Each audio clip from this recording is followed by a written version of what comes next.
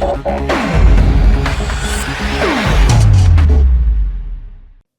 əziz izləyicilər. Bugünkü qonağımız şuuraltı terapist, yaşam koçu, təlim matrisası mütəxəssisi Rüfət Həmidovdur.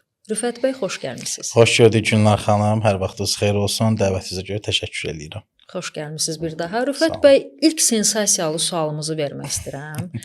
Falan niyə baxdırmaq olmaz? Çox maraqlı sualdır.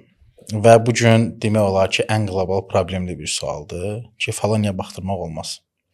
Əslində ki, belə düşünək də, falan niyə baxdıraq?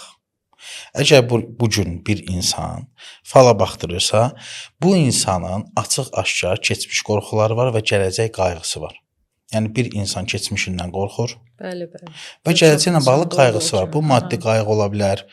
Bu hər hansı bir yaşam qayğısı ola bilər. Nəyisə əldə etmək istəyi ola bilər. Görəsən bunu eləyə biləcəm, elə bilməyəcəm. Bu da hardasa biz bunu araşdırsaq, konkret olaraq şuur altında yığılan inanclardan irəli gəlir. Negativ inanclardır bunlar ki, mən bunu eləyə bilmərəm, mən bunu bacarmaram, görəsən mən bunu eləsəm nə olacaq? Suallar nə ətrafında olur? Mən bunu eləyim, eləsəm nə olacaq? Burada əslində biz hara gedib çıxırıq? Əgər bir insan keçmişdən qorxub gələcəklə bağlı qayğısı varsa, demək bu insan təslimiyyət yaşamır, Allaha inanmır. Bizim ən qlobal problemimiz odur ki, bu gün insan deyir ki, Allaha qurban olum. Mən Allaha inanıram, Allah məni sevir, mən Allahı sevirəm. Sevməkdən də çox deyirlər ki, Allaha qurban olum. Biraz əslində biz bu düşüncələrimizi dəyişməliyik və bir insan əgər həqiqətən də Allaha inanırsa, gələcəklə bağlı heç bir qayğısı olmalı deyil. Bunu mən həmişə nəyə bənzədirəm? Deyək ki, bir uşaq doğulur, dünyaya gəlir, Allah hamıya uşaq qismət eləsin, olmayanlara qismət. Bu uşaq, gəlin belə danışaq, anasının qucağında olanda bir neçə aylıq və yaxud bir neçə yaşına qədər. O uşaq heç düşünürmü ki, mən nə yiyəcəm, nə içəcəm? Uşaq çünki dünyaya gələndə Allaha təslimiyyətlə gəlir də. O ki, torpaqlanmağa başladıq, ayağımızı yerə qoyduq, böyüdük, maddi dünyadan başladıq yapışmağa, qayğılar başlayır. Falan işim necə olacaq, falan işim necə olacaq? Ona görə də fala baxdırmaq olmaz məsələsinin də cavabı, biz fala baxdıranda birbaşa insanın şuur altı proqramı ilə oynanılır. Olacaqdırsa da, sənin deyək ki, düşüncəndə var ki, mən 5 aydan sonra filan bir işi görəcəm. Bir dənə orada desə ki, sənin bu işin alınmayacaq, artıq sən hər şeyi qoyacaqsan bir kənara. Kodlayır da artıq özünü. Bəli. Yəni, sən bir nəfərin sözünə inanırsan ki, bu olmayacaq. Amma halbuki hər şey sənin öz əlindədir. Çünki Allah bizə özgür iradə verib. Özgür düşüncə verib. Biz bugün hər şeyi proqramlaya bilərik. Mən demirəm, yəni bu gün insan oturdu, bugün çoxlar necə alladırlar. Oturub bütün gün deyən ki, mən Range Rover alacam, sən 5 aydan sonra Range Rover alacaqsın. Yox dəsin elə bir şey. Tamam, insan şuur altı proqramlaya bilər, çox şey əldə edə bilər. Amma bugün əgər o Range Rover-i almağım mənə qlobal bir problem yaradacaqsa, mənim ziyanımadsa, Allah onu heç vaxt mənə verməz. Bəlkə də sözüm biraz pis çıxacaq. Allahı bezdirəcəm, ver, axırda verəcək. Sonra başıma bir iş gələndə deyəcəm ki, ay Allah, nə oldu? Niyə belə oldu? Halbuki Allah vaxtında vermirdi də. Onu hər gün istəyən mən oldum. Yəni, bu günlərim əgər biz bir şey istəyiriksə, təbii ki, istəmək düzdür, biraz şuur altında yoxluğudur. Biz seçməliyik, niyyət eləməliyik. Amma ki, əgər biz Allahdan bir şey niyyət ediriksə, Allah bizə zaten onu verir. Əgər bir şey istəyir, bir şey əldə edə bilmiriksə, demək onunla bağlı bizim şuur altımızda bir blokaj var, negativ bir inanc var. Məsəl üçün, deyək ki, insan deyir ki, mənim niyə pulum yoxdur? Araşdırsan şuur altı nə çıxır? Deyir, pul əl çəkidir. Harada işləmirsən?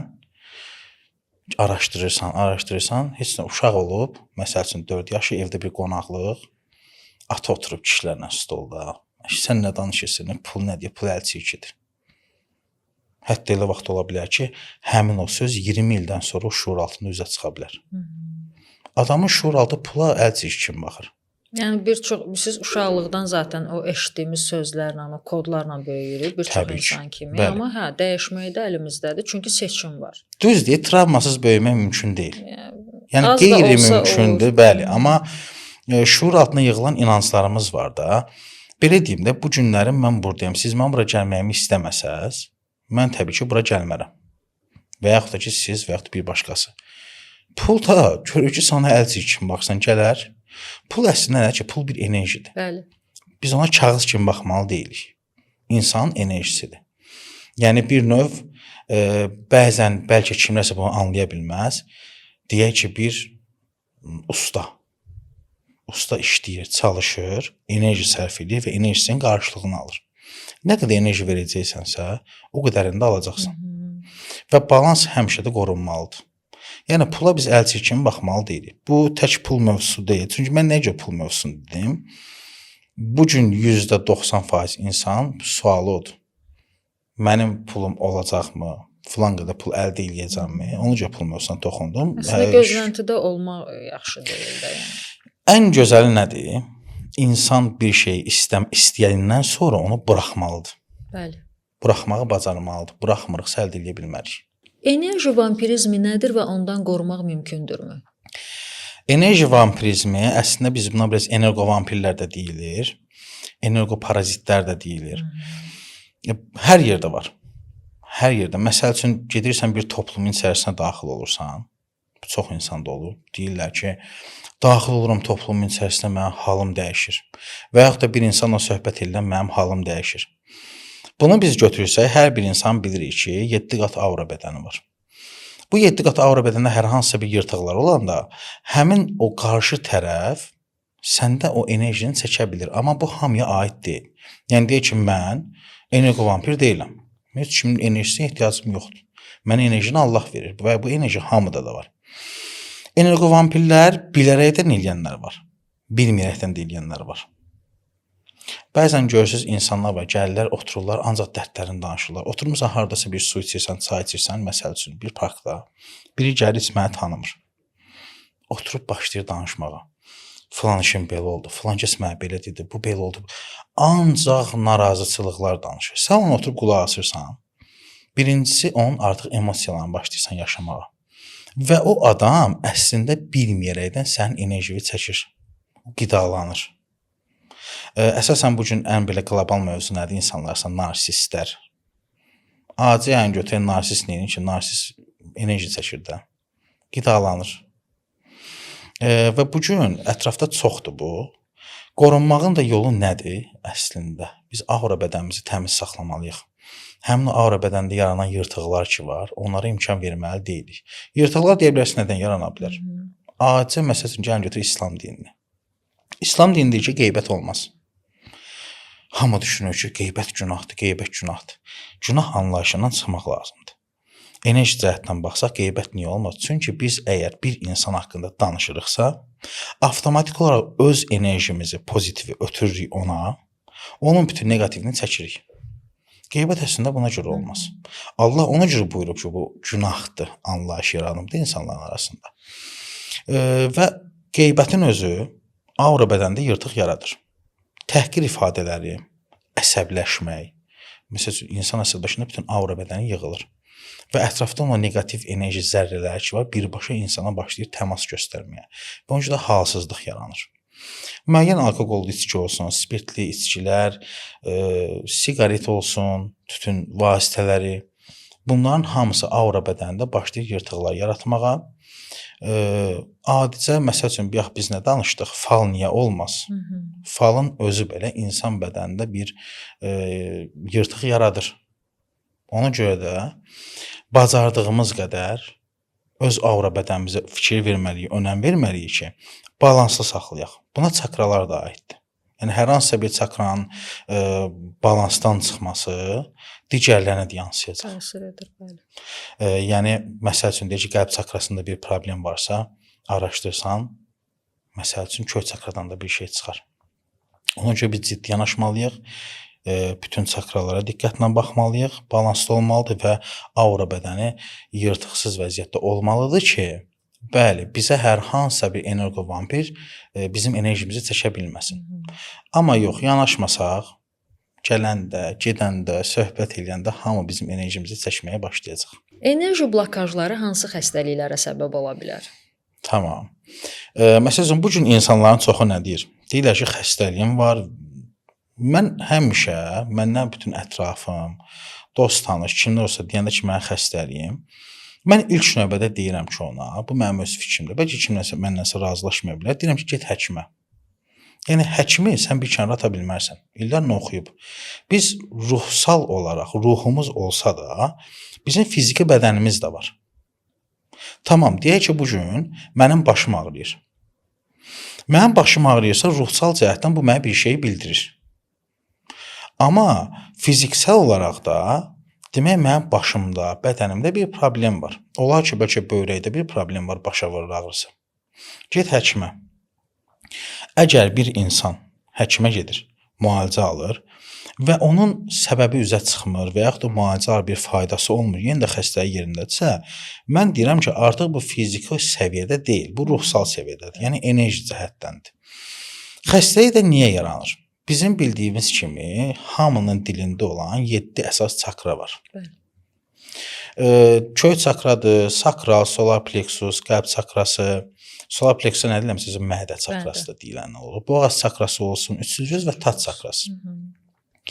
Deyək ki, bir insanın bu günlərim götürək, köy çakrasında bir bloklanma yarandı. Bu gün gəlin real danışaq. Hamı ayağına ayaqqabını geyinir. Tapskan geyinir. Hətta evdə də cəmaət azqal ayaqqabı ilə gəzir.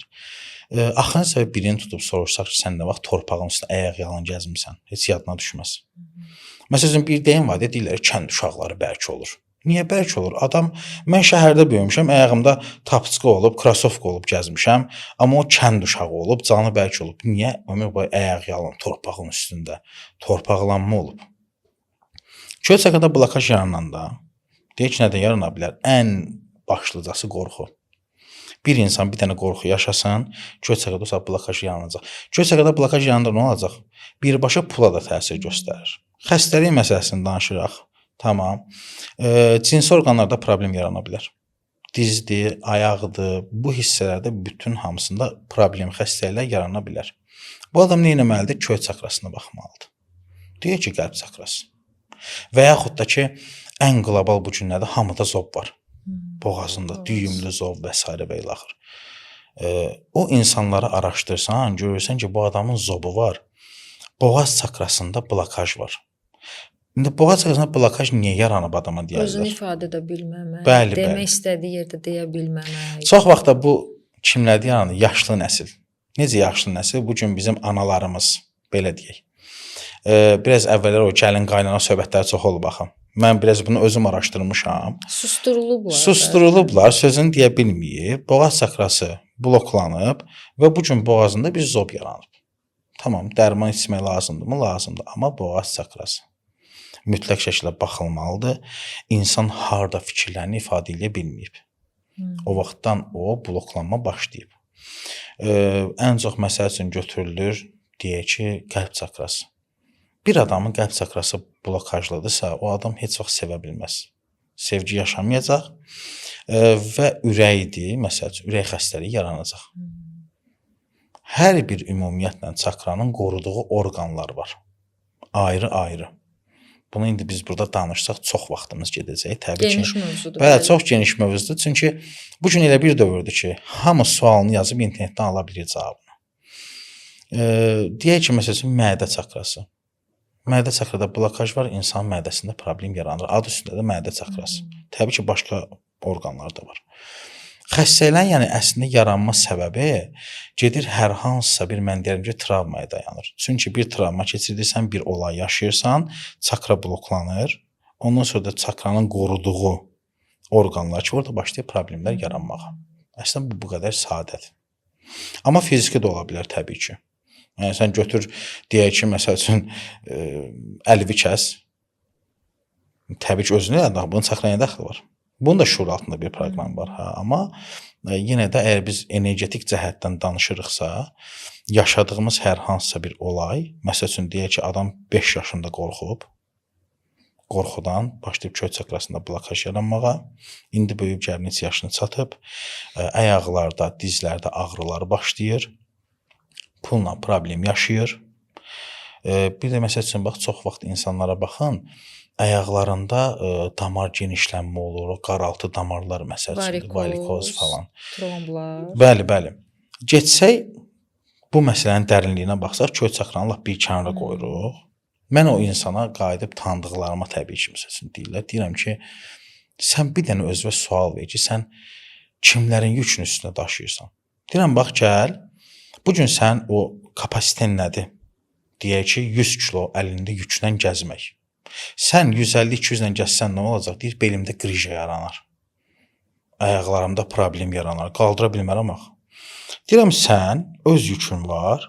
Bir də özündən başqa, nə bilim, ata, ana, bacı, qardaş, əmi, dayı, bütün qohum əqrəba hamını fikirləşirsən. Və bunu da öz-özlüyündə gözəl qəbul edirsən ki, hə, tamam da mənim axı ürəyim yanır, mən insanlara yaxşılıq eləməklə məşğulam. Sən yaxşılıq elə, amma kimisə yükünü üstüvə ötürmə. Sən o cəmaatın yükünü üstüvə ötürəndə ruh səni nəməlidir? Yorulur da, ruh da yorulur Ruh və da, bədəndə. bəli, bədəndə artıq onu göstərir ki, göstərir. bəsdir, mən yoruldum. Deyir Rüfət bəy, ruh ağrısı. Aha. Mən deyirdim ki, insanlar ümumiyyətlə ildə ən azı deyirlər də həkimə 2 dəfə check-up müayinə olunmalıdır, amma əgər həkim desə ki, yoxdur belə bir şey, problem yoxdur. Olur da biz çox ətrafdan eşidirik. Ona görə də belə də bu terapiya mütəxəssisinə müraciət etmələri önəmlidir. Bəli. Çünki terapiyaya getməyəndə o ruh ağrısı deyilən bir mövzu. Yəni psixosomatikada bayaq danışdığımız nəyə də əslində psixosomatikadır. Bəli. Xəstəliklərin kökündə nəsə bir Bəli. o travmada var ki, o psixosomatikada Yaşanmışlıqlar deyək də. Bəli. Yaşanmışlıqlar. Məsələn, bu günlərim düzdür, biz xəstəlikdən danışırıq, amma burada bir şey demək istəyirəm. Bir xanım deyir ki, mən həyatımda sevgini tapa bilmirəm. Mən deyirəm ki, get atanla münasibətlə bax, ana ilə münasibətlə bax. Və yaxud da deyir ki, həyatıma bir oğlan gəlir. Gəlib sevmişəm, indi mənə çıxıb gedib, mən qalanmıram onsuz.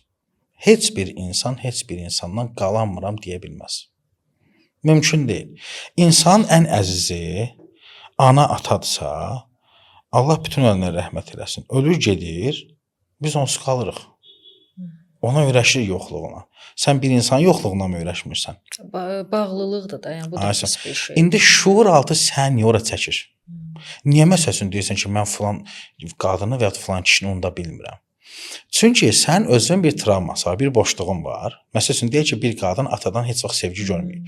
Ata bunun başına heç vaxt sığal çəkməyib. Bir oğlan gəlir onun həyatına, onun başına bir sığal çəkir. Beyin deyir ki, bax, atadan almadığı bunu da gördün.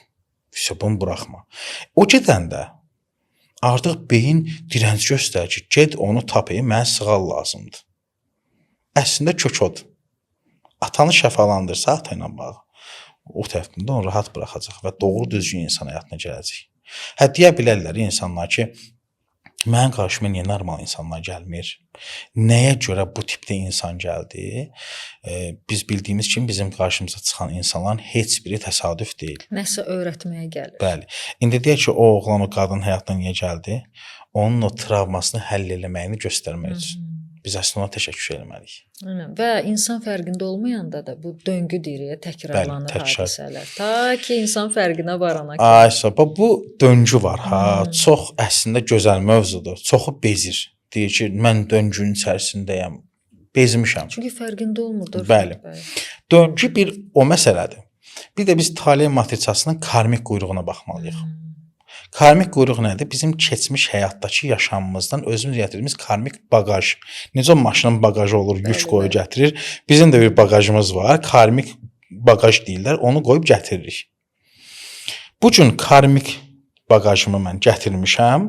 Hamıda olur bu. Yəni Rüfətdə yoxdur, səndə var, söhbəti yoxdur. Hamıda var bu. Bəli. Bu karmik quyruğu, karmik bagajı biz təmizləməsək, bax bizim həyatımızda o döngü təkrarlanır.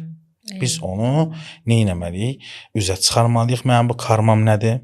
Bu karmanı necə bitirə bilərəm? Ondan sonra döngüdən çıxacağıq. İnsan öz şuuraltı ilə işləyərək həyatında bolluq, bərəkət, sevgi enerjisini necə aktivləşdirə bilər? Bax, mən sizə belə deyim. Bolluq, bərəkət əslində nədir? Ata, ana. Bəzən insanlar ata-ana ilə münasibətləri unudurlar. Gedib həyatda bolluq, bərəkət axtarırlar. Mümkün deyil. Bir insan həyatında bolluq, bərəkət yoxdursa, ata-ana münasibətlərinə baxmalıdır. Tamam, mən demirəm, ata-ana bizə nə deyirsə, biz daim onu eləməliyik. Mən buna razı deyiləm. Bəli. Mənim də ata-anam var, amma mən razı deyiləm. Çünki niyə? Bu həyat mənimdir. Ata-anaya münasibət özləyən, amma mənim həyatda verəcəyim mənim qərarlarım var. Mən bu qərarlara uyğun hərəkət etməliyəm. Çünki bu qərarı özüm verirəm. Ən birinci bolluq bəlkədən problemi olan insan ata-anaya baxmalıdır. Bax, sevgi də o cürdür. Eyni qaydada. Daha sonra isə şuur altımıza baxmalıyıq. Məsəl üçün, insan ola bilər ki, danışdırsaq əslində heç biri onu demirlər. Amma şuur altının o qatlarına ki enirik, onda deyir ki, pul həmişə ancaq varlılarda olur da. Pul adamın əlinə ancaq haram yollarla gəlir. Az öncə dedim, pul əlçikidir. Və yaxud da ki, elə insan var ki, şuur altısını araşdıranda baxıb görürsən ki, sual versən ki, sən deyək ki, məsələn, pulun çox olsun, neyin yersən? Deyir, gecədə retsevə getmərəm. Məsələn, bu ortama gedərəm, bu ortama gedərəm. Baxırsan ki, pulu haralara dağıdacaq? Lazımsız yerə. Lazımsız yerə. Allah onu verəcək, verməyəcək.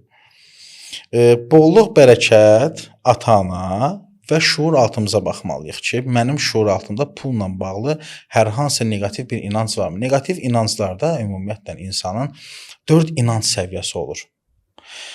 Biz buna deyirik, öz inanc deyirik, genetik, keçmiş və ruhsal inanc deyirik də. Öz inancımız bizim nədir? Bu həyatda bizim formalaşmağımızdır. Ta ana bətninə düşdüyümüz andan etibarən mən sizə deyim ki, ana bətni çox önəmli bir şeydir. Çox önəmli bir şeydir. Bəzən o düşünürük deyirik, biz 9 ay güya nədən xəbərimiz olub ki, vallahi xəbərimiz olub. Həqiqətən, çünki o ruhun hamısı yaddaşındadır. Çox vaxt məsələn bu gün insana baxsan ki, qorxular var, baxırsan hardan gəlir, ana bətnində olanda ana bir qorxu keçirdib. Və yaxud ana əsəb keçirdib. Keçmişdən gələn bir pulla bağlı da negativ inanc ola bilər və yaxud da ki, genetik gələ bilər. Yəni, bunlar mövcuddur. Bu araşdırılmalıdır ki, bu insanın şuur altında bolluq, bərəkət, ruzi ilə, sevgi ilə bağlı bu blokaj, negativ inanc hardan gəlir? O tapılıb həll olmalıdır və dəyişdirilib dönüşdürülməlidir. Və bu da sözsüz ki, dəyişimdir, zaman tələb edir. Təbii ki. Bəzən insanlar bilsiz nə istəyirlər? Bu dəqiq olsun. O qədər Harry Potter'a falan baxıblar ki, deyir, bir dənə belə sehirli dəynək çıxart, bir dənə belə vur, məndə elə bir şey yoxdur. Elə bir şey. Hamı istəyir ki, məsələn, mən də maraqlanıram, baxıram, görürsən ki, hamı deyir ki, bil ki, mənə buradan bir dənə əlvi belə qoy deyək kürəyimə, mənim sırazı, məsəl üçün, bədəmdəki bütün xəstəliklər sağalsın, mümkün deyil. Hə, mümkün deyil məsələsi əslində biz necədir? Mümkündür. Bax, mən sizə inandırım ki, mən bir dəfə öz valideynimlə işləyirdim, valideynimin xəstəliyinə görə, mən onu müalicə edirdim də. Gördüm ki, çox yavaş gedir. Dedim, tamam, yaxşı, mənim valideynimdir də, bəlkə buna görədir, axı, övlad, valideyn məsələsi. Sonra bir də ona sual verdim. Dedim ki, ümumiyyətlə, sən Allaha inanırsan, bu ibadətində olan adam deyir ki, hə, inanıram. Dedim, çox gözəl.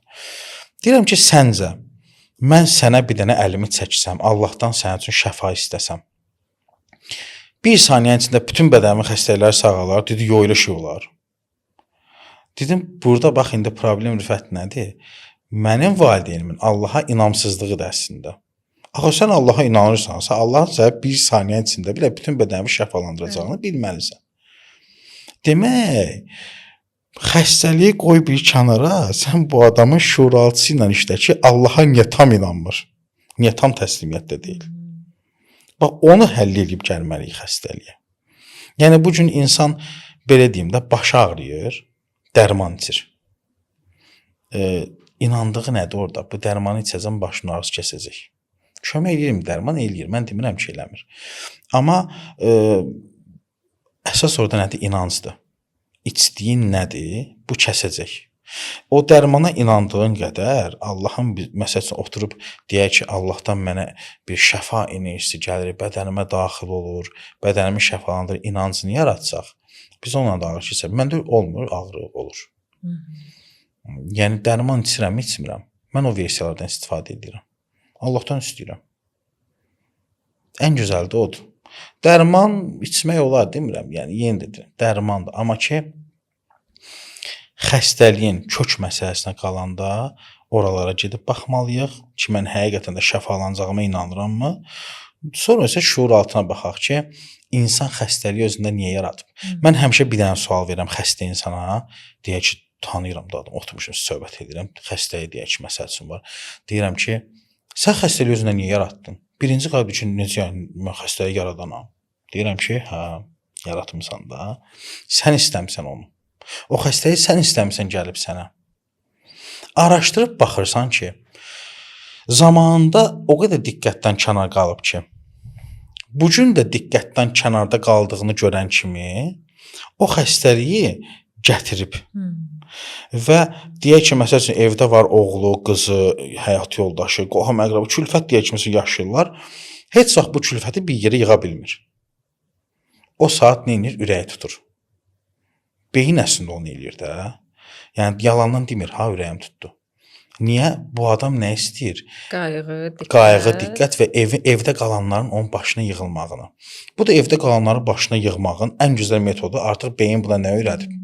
Bir dənə xəstələrin hamısı gələcək də. Skoriya kimi səni çağıracaqlar, təcil tibbi yardımda gələcək. Çox vaxt insanlar xəstəliyi özü yaradırlar. Demək olar ki, özləri yaradır. Fərqində olmadan. Amma bilmədən, bəli, bilmədən xəstəliyi özlərində yaradırlar ki, o da çox şuuraltın proqramları var. Hər insana görə dəyişir. Düzdür. Biri ilə biri eyni deyil. Hamıda fərqli yollar var. Rüfət bəy, qarğış nədir? Niyə qarğış iki başlı olur deyirlər? Mənim əslində ən sevdiyim mövzuda o qarğış məsələsi. Nəyə görə? Qarğış əslində nədir? Bir enerjidir. Məsəl üçün biri deyir ki, səni görüm belə olasan. Dedi, ötürdü. Axı o onu istədi və qəzəbli, əsəbi halda istədi. Biz də insan o ən əsəbi halı, frekansı daha çox ötürdüyü halıdır. Əslində qarğış eləmək olmaz. Niyə olmaz? Biz nə dedik? Dedik ki, bizim qarşımıza gələn hər bir insan bizə bir şeylər öyrətməyə gəlir. Bugün biri gəlir bizim qarşımıza bir pislik eləyir də, məsəl üçün. Bizə görə əslində pisdir ha o. Amma pislik deyil. Dərs öyrətmək. Təbii ki. Məsəl üçün bir xanım var idi. Deyək ki, yoldaşı buna xəyanət eləmişdi. Birinci həyat yoldaşı ölüb, rəhmətə gedib. Bu adam araşdırmaq istəyirdi ki, mənim birinci həyat yoldaşım, amma indi ailəlidir ha, yəni xoşbəxt bir ailədə yaşayır. Deyir, sadəcə mənim maraqlıdır. Mənim birinci həyat yoldaşım mənə niyə xəyanət eləmişdi? Amma açıq deyim, qarğış eləmirdi. Biz ondan bunu araşdıranda gördük ki, bu karmik məsələdir. Necə karmik məsələdir? Demək, getdi, baxıb görür ki, keçmiş həyatında bu xanım kişi olub, o kişi qadın olub. Bu xanım kişi olanda keçmişdə onu incidib. İndi ruh gəlib ondan onun əvəzini almağa. Axı bildiyimiz kimi ruh ölmür. Bəli, ruh daim var. Allahdan gəlmişik, dönüşümüz də yenidən Allahadır. Və o onu anladı. Normalda bir insan bunu anlamayan da bugün çoxun dilində nə var? Filan kəs mənə aldatdı, xəyanət etdi. Allah bunun bəlasını versin. Belə qarğış, əslində o qarğış eləyincə oturub düşünməlisən ki, bu adam niyə mənə bunu elədi?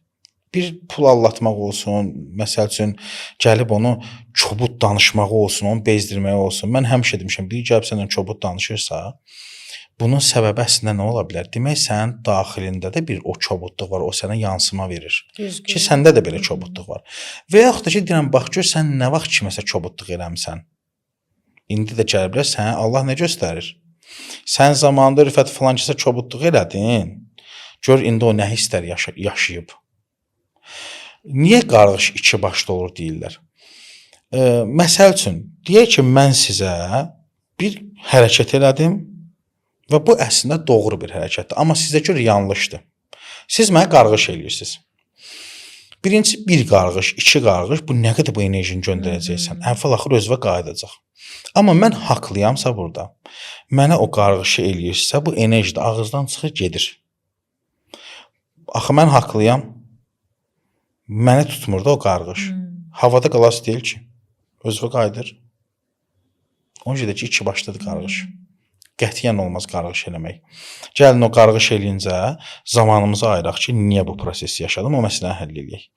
Əgər haqsız yerə qarğış eləyiriksə, o iki başlıdır.